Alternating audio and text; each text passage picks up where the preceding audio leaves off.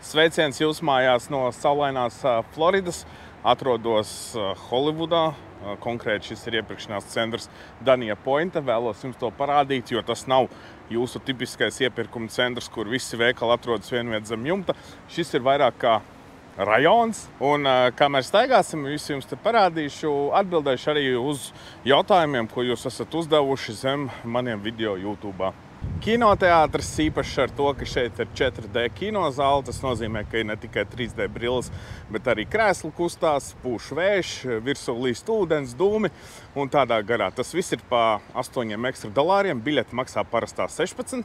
Nu tad attiecīgi pieliekam 8 klāt un jau ir pāri 25. Precīzi cenas nevar pateikt, jo te viņi skaita klāt visādus fijus un nodokļus, tāpēc cena varētu būt ap 25 līdz $28. Biju šeit uz 4D kino, Jasona Stathama jauno filmu Working Man. Viņi jau reklamē, ka tā filma ir skatītākā filma Amerikā. Varbūt tā arī ir, es nezinu, bet tā filma ir baigais mēsls. Scenārijs vispār, nav scenārija, briesmīgi. Un kā reiz, kad bijām aizgājuši to Working Man filmu 4D zālē, nebija sinhronizācijas starp tiem krēsliem, skaņām, efektiem ar to, kas notiek uz ekrāna. Līdz ar to, piemēram, iedomājieties, ja filmā tur šaudās, jums it kā krēslam ir jāvibrē līdz tur gaismām jāmirgo, bet tas viss ir ar nokavēšanos, kad notiek, piemēram, dialogi. Protams, ļoti traucējoši skatīties ir. Aizgājām pie menedžera, dabūjām atpakaļ naudu samaksāto un iedevu vēl papildus 4 biļetes uz nākošo seansu. Tā kā var teikt, ka pilnībā izbaudīt 4D kino man nesanāca. Vairāk traucēja. Šeit ir sācies pavasars, temperatūra naktī nenokrīt zem 20 grādiem. Ir karsts, pa laimi. Šodien ir tikai 29 grādi. Es nekūstu tā kā vakar, kad bija 32. Jānis Prindulis raksta, ka es varētu parādīt īsto Miami dzīvi naktī, aizbraukt kaut kur uz ziemeļrietumu rajonu. Netālu no 95. freewaya. Un tad, lai es aizēju ar kājām. Mans mērķis nav šeit nomirt un palikt. Jā, es gribu atgriezties Latvijā. Tāpēc īsto Amerikas dzīvi es nemaz negribu rādīt. Un, ja godīgi, tad viņa arī šeit ir bijusi, jo, kad Sarmīte šeit bija ģimene atpūsties, tad notika šaudīšanās un viņus visus te evakuēja visu šo rajonu. Tā kā īstā Amerikas dzīve nekur tālu nav jāmeklē. I like the colors, black and gold, baby. Pittsburgh, baby. Thank you. Pittsburgh, jā.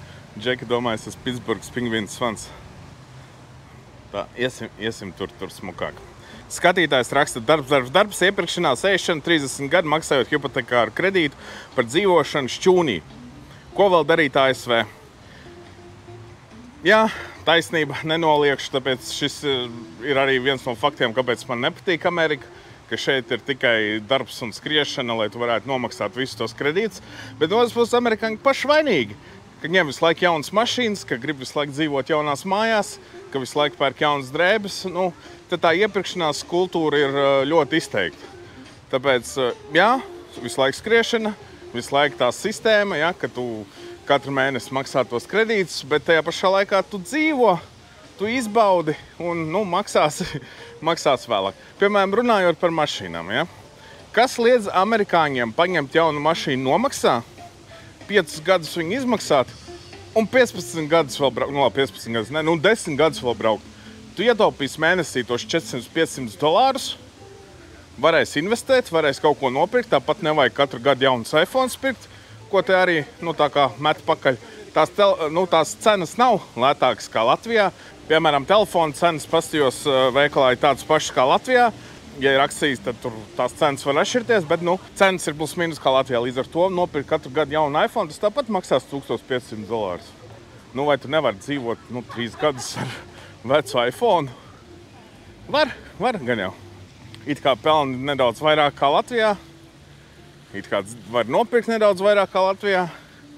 Bet tāpat iztērē visu to sīkumiem. Brīvdienu māja Zilītis man jautā, kā man pašam patīk dzīve Amerikā. Šis ir grūts jautājums, uz ko atbildēt, jo no vienas puses jau es minēju mīnusu, ja, ka te visi skrien un visi tās komercializēts un kreditēts, tādā garā, bet no otras puses šeit viss ir pieejams, ja, augstākā līmeņa kino augstākā līmeņa zvaigznes koncerti, NHL, NBA. Nu, principā viss, ko tu gribi, ir šeit. Tas ir plus, bet no otras puses par to visu, protams, sanāk diezgan labi maksāt. Skyring, iebūvēti zālē. Tāpēc teikt, vai es esmu apmierināts ar dzīvi Amerikā? Nu, zin kā tādā brīvdienu režīmā, kad man nav nekādi pienākumi. Jā, varbūt ir ok, varbūt es varētu pierast, bet tā, lai es speciāli te tiektos, meklētu visādus variantus, lai pārvāktos un te pārceltos uz dzīvi, tā nav. Bet te jau redz, te jau, nu, kā lai es saku, blins, kā man nepatīk tās tumbas, viņas te ir visur, ārprāts. Bet šeit ir, manuprāt, ja tev ir kaut nedaudz smadzenes, tu vari panākt vairāk. Jo, atver biznesu, piedāvā savus pakalpojumus, dari, ko tu māki, un šeit vienkārši ir vairāk cilvēki, ko tu varētu piesaistīt, nopelnīt līdz ar to vairāk naudiņas. Jo šeit, cik bija 25 miljoni iedzīvotāji Floridā. Un ja mēs runājam par to Floridu, par Floridas lielumu, tad Florida ir vairāk nekā 2 reizes lielāka par Latviju, un ja jūs man komentārā rakstiet, lai es aizbraucu kaut kur pabraukāju pa Floridu, vai aizbraucu kaut ko apskatīties, ka tas taču tepat Floridā ir, Florida ir 2,5 reizes lielāka kā Latvija, tāpēc vienkārši kaut kur aizbraukt, diez vai. Esam nonākuši Dania Pointā pie jaunā bloku māju rajona.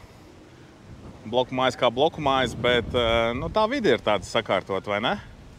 Veikaliņi tepat blakām, koncerta zāles, tāds kluss, mierīgs rajons, ja nešaudās, vai ne? Akvard man raksta, Jāni negrib uzsākt video sērijas, kur ceļo pa pasauli un stāsti par nekustamo īpašumu cenām. Būtu interesanti. Es pilnīgi piekrītu, tas būtu interesanti gan man, gan jums, jo, tie, kur nezinu, esmu Latvijā nekustamā īpašuma aģents, un nekustamais īpašums man interesē.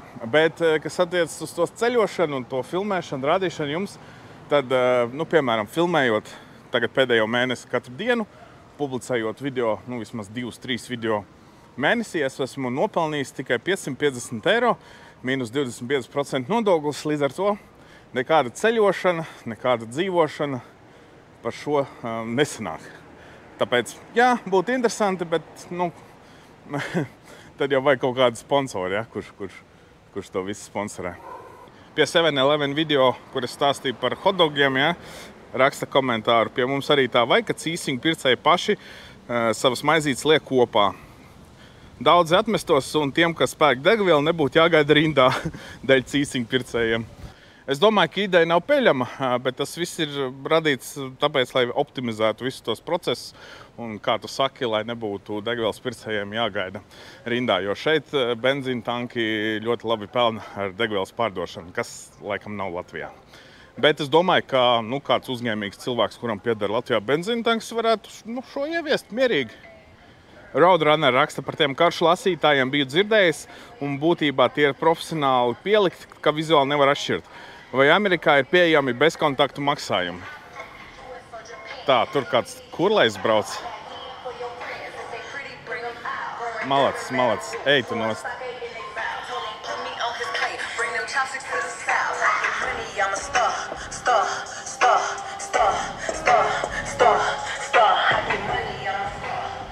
Besi ārā. Viņam galvenais tas skaidrums ir ārā kaut kur uzlikts, jo logi visi aizvērti. Priekš kam tas ir vajadzīgs?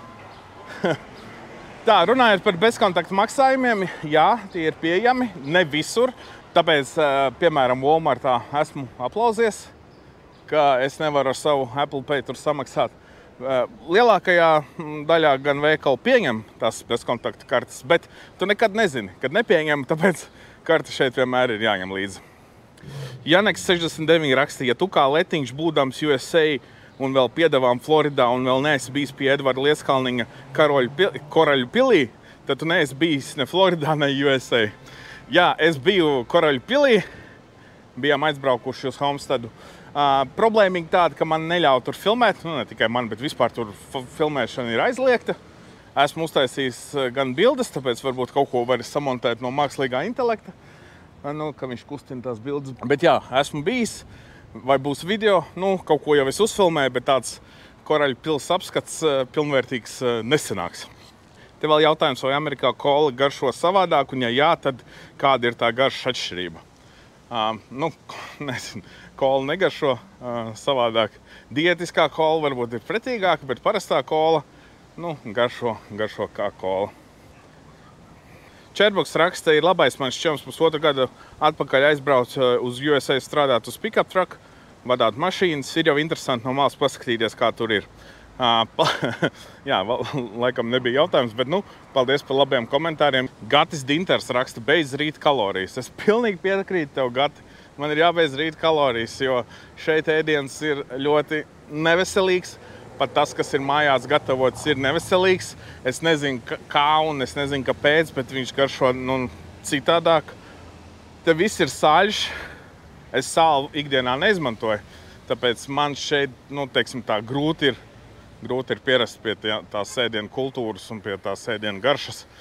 Tāpēc es tev pilnīgi piekrītu. Jābeidz rīt kalorijas. Marīts raksta, baigi labs video, brauc vēl kaut kur. Jā, paldies liels. Par to braukšanu vēl kaut kur.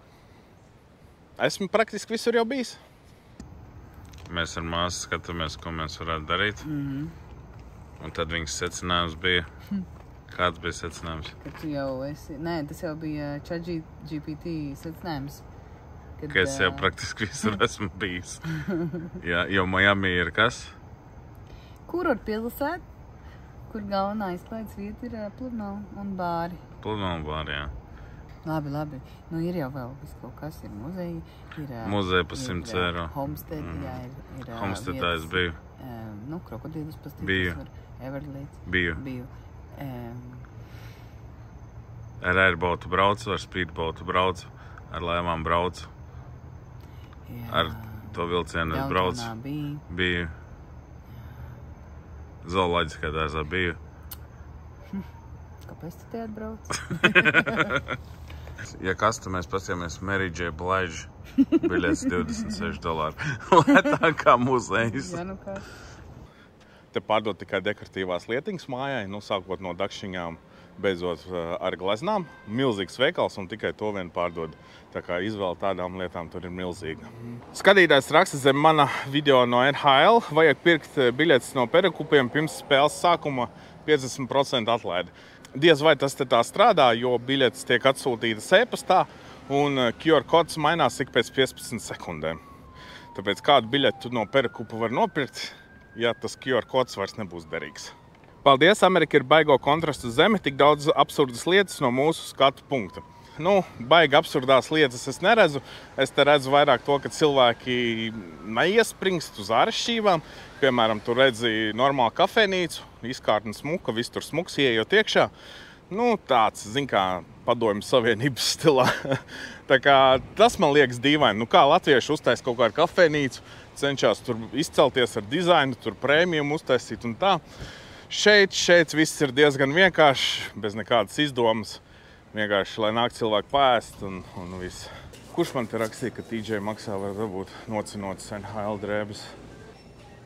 Diemžēl nekādu fanu atribūtiku es te neredzu. Komentārs zem video par lietotajām automašīnām ASV. Interesants video var arī uzfilmēt ar kādām sarūsējušajām mašīnām braukā pa ASV. Kad es biju Čikāgā, pa retam uz ielām varēja redzēt tādus šrotus ar pilnībā izrūsējušiem sliekšņiem. Jā, tādas mašīnas te arī ir redzētas, bet, reti, ļoti redzi. Pārsvarā šeit tomēr ir zolītas mašīnas. Problēma ar tām mašīnām tāda, ka viņas nerūsē, bet saule apskādē krāsu. Līdz ar to pat 5 gadus veca mašīna, ja dienā atradusies saulē, tad viņai jau var sākt lobīties nost laka, tad jau var būt zeltaini lukturi un tādas lietas, kas it kā nav pie mums. Šeit vakar ieturēju brokastis. Pasūtīju mazāko kombo, atnesa milzīgu porciju, kur es pat nevarēju apēst. Un alus, tikai par 99 centiem. Tāpēc, ja esat Amerikā, nekādā gadījumā nesūtiet lielās porcijas.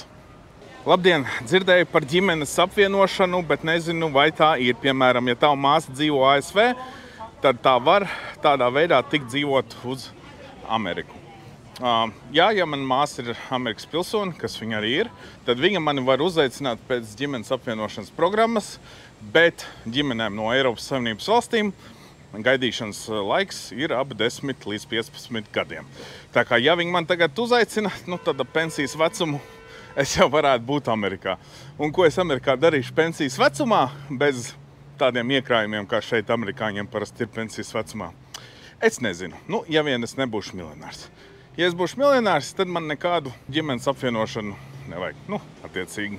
Kad es biju ASV, es ēdu tikai ķīniešus. Tie visi burgeri un frī ir pilnīgs ķīmisks sūds. Jā, es varu piekrist, piemēram, McDonald's frī kartupeļu vispār nepēc kā negaršo. Savukārt citos ātrās ēdināšanas restorānos ir labāk, tāpēc kā kurā vietā, bet jā, kā es iepriekš minēju, viss šeit ir nežēlīgs saļš. Vēl viens komentārs par dzīvošanu ASV. Nes kāpēc vajadzētu gribēt dzīvot ASV? Savā ziņā, jā. Es varbūt atkal atkārtošos, bet ASV ir pilnīgi viss, ko tev vajag. Un ja tev ir ģeniāla biznesa ideja, tad šeit varbūt pat būtu vērts mēģināt atbraukt un realizēt to. Vai var nokomentēt, kā menedžēt savus naudas darījumus, vai ir izdevīgi konvertēt ceļojumiem vajadzīgo naudu uz USD atsevišķā kontā, vai vienkārši maksāt no eiro kartes un katram darījumam ir komisijas maksa? Vai izmanto skaidru naudu, vai Revolut, vai līdzīgu aplikāciju? Es nekonvertēju naudu uz dolāriem, es maksāju visu no eiro kartes, šķiet, ka tur ir 3% komisijas maksa, bet jebkurā gadījumā, pat ja tu konvertēsi to naudu, tur arī būs komisijas maksa, tāpēc es domāju, baigi uz to neiespringt, jebkurā gadījumā no tevis nokāsīs naudiņu. Pašlaik izmantoju Svetbank karti un nav bijušas nekādas problēmas. Vienkārši bankai vajag paziņot, ka tu dodies uz Ameriku, lai viņi nenobloķē tev to kontu. Cybertruck dabā izskatās 3 reizes iespaidīgāk kā bildēs vai video. To nevar nodot video. Postscriptum, Čikāgā visi zināmie latvieši par Trumpu nobalsoja, jo liberālisms bija aizgājis par tālu. Par Cybertruck es pilnīgi piekrītu, un par to, ka cilvēki balsoja par Trumpu, es arī piekrītu. Tā kā tie, kas tagad bļauj, paši ir vien vainīgi, ka viss ir aizgājis tādā tūtā, kā pašlaik ir. Cyberēš raksta, aizbrauc uz Everglades National Park, varbūt kādu krokodilu tur redzēs. Es esmu bijis Everglades Nacionālajā parkā, video pielikšu te patās aprakstā. Tas bija pirms 7 gadiem, kad mēs bijām pirmo reizi Miami. Mēs visi izbraukājām, visu Key Westu, Evergladu, visu to rajonu. Tā kā esmu bijis, video ir. Lētāk ir nopirkt biznesu Amerikā nekā studēt. Ja tu studē Amerikā un sekmīgi pabeidz kursu un iegūst diplomu, tad tu vari dabūt arī Amerikas pilsonību. Tāpēc varbūt labāk ir izmācīties. Kas ir lētāk, es gan nezinu. Jo, ja tu nopērc biznesu, tu vari strādāt tikai savā biznesā. Darētu pastāstīt, parādīt arī par tipping culture has gone out of control, piemēram, cik papildus obligāti bija jāpiemaksā par burgeri. Tā, ka kaut kas obligāti te jāpiemaksā, tā nav. Viņi tev paprasa, cik tu gribi samaksāt, ir arī opcija neko nemaksāt. Piemēram, aizejot uz elektronikas veikalu, pašam aizejot līdz plauktam, paņemot skairunīti, atnākot atpakaļ līdz kasei un samaksājot, viņi tāpatās tev piedāvā samaksāt tipu. Tu, protams, izvēlies no tipu, jo par ko viņi tipoja, tad tu pats visu tur izdarīji. Arī Uberits prasa tipot, es parasti atstāju $3, un Uber šeit ir salīdzinoši dārgs. Kā Latvijā, jā, apmēram $15–16 viens brauciens izmaksā līdz centram un līdz manai mājai. Un vispār, ja runājam ar Uber, es runāju ar šoferi, un prasīju, vai var nopelnīt, vai nevar nopelnīt. Viens man teica, ka var nopelnīt, nedēļā mierīgi var nopelnīt 2 štukas. Otrs man teica, ka neko nevar nopelnīt. Viens ņem visu pēc kārtas, otrs braukā tikai brīvdienās un sazina kādās tur vēl dienās. Tāpēc skaidrs, ja tu kārtīgi rukā un braukā neskatoties uz kurieni, gan jau kaut ko var nopelnīt. Bet jā, šeit dzeram naudu prasa visi un visur. Tu vari arī nemaksāt, protams, viņi varbūt uz tevi pēc tam šķīvi pastīsies. Es gan neesmu nekad to izjūtis, ja, to negatīvu attieksmi, jo, piemēram, tajos lielveikalos, ka prasa tipu, es neko nemaksāju. Jo man ratiņus stumt neviens nepalīdzēja. Laikam es esmu te visu iztaigājis. iesim atpakaļ. Jāsameklē tualete. Noskatījos arī filmu pirms 6 gadiem par Miami, minēja, ka ASV praktiski nav gāzētais ūdens, kas ir absurdi. Jā, nav vēl joprojām. Es Walmartā vēl joprojām neesmu atrads gāzētu ūdeni. Tīru gāzētu ūdeni. Tur ir vesela kaudze ar gāzētiem ūdeņiem, kuriem ir pievienots garšīgs klāt, kas it kā ir bez cukura, bet, sazinu, vispār te Amerikā ļoti daudz produktus nevar tirgot Eiropā, jo, tur it kā esot kaitīgas vielas. Tāpēc, cik tas ir veselīgi dzert tādu krāsainu ūdeni ar garšiņām bez cukura, es nezinu. Būtībā, ņemot vērā viņu algas, tur mašīnas lētas un daudz vieglāk par vienu kēdu dabūt labāku kā pie mums. Vienīgi tas, ka tur viss ir benzīns. Jā, šeit ir viss benzīns, tāpēc, ka dīzelim ir uzlikts lielāks nodoklis. Un, arī benzīns šeit ir salīdzinoši lēts, ap 70 centiem litrā, tāpēc neviens tā baigi neiespringst pirkt dīzeļus. Bet tas ir iespējams nopirkt dīzeli. Un arī benzīntankos, katrā benzīntankā ir dīzeļu pistole. Bet es vēlreiz par tām algām gribu pateikt, ka nemaz tik daudz viņi nepelna.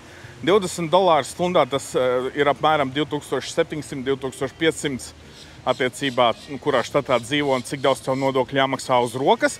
Un kas ir $2500 Amerikā uz rokas. Tas nav nekas, tāpēc teikt, ka viņiem te vieglāk kaut ko nopirkt ir.